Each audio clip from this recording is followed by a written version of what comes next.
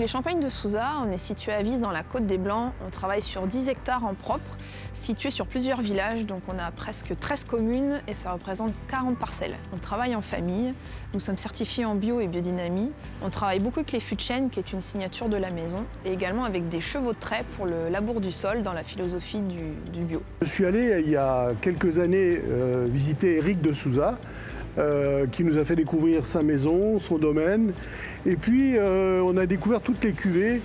La cuvée Caudalie, c'est une cuvée que j'ai beaucoup aimée.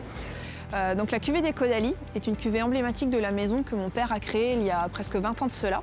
La Caudalie, c'est un nom féminin qui exprime l'unité de mesure de la longueur en bouche d'un vin.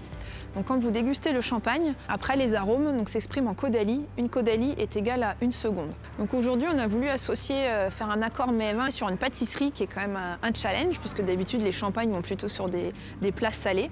Donc on a voulu tester avec la maison Pierre Hermé et monsieur Hermé en personne, une pâtisserie associée au champagne. En fait, je ne pense jamais un gâteau en fonction de la boisson qui peut l'accompagner.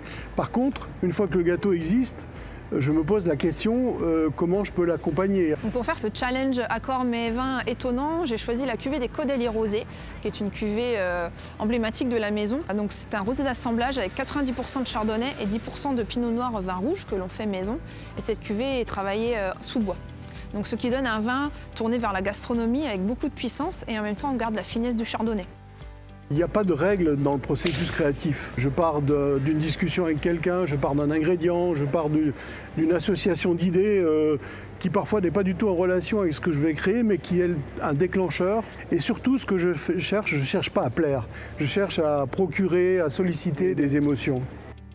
J'ai choisi un gâteau qui est infiniment noisette. Lorsque je travaille sur les infiniments, c'est que je cherche à mettre en valeur un ingrédient et en exprimer tous les parfums, tous les goûts, toutes les saveurs et les textures. Et donc dans la tarte infiniment noisette, j'ai essayé d'exprimer à la fois le goût de la noisette et le goût de la noisette torréfiée et la texture de la noisette qui, bien sûr, contribue largement au plaisir de la dégustation des noisettes.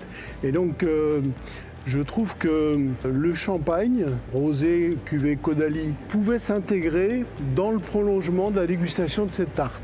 Je trouvais que le champagne accompagnait très bien les arômes de torréfaction, de torréfaction de noisettes et le goût de la noisette.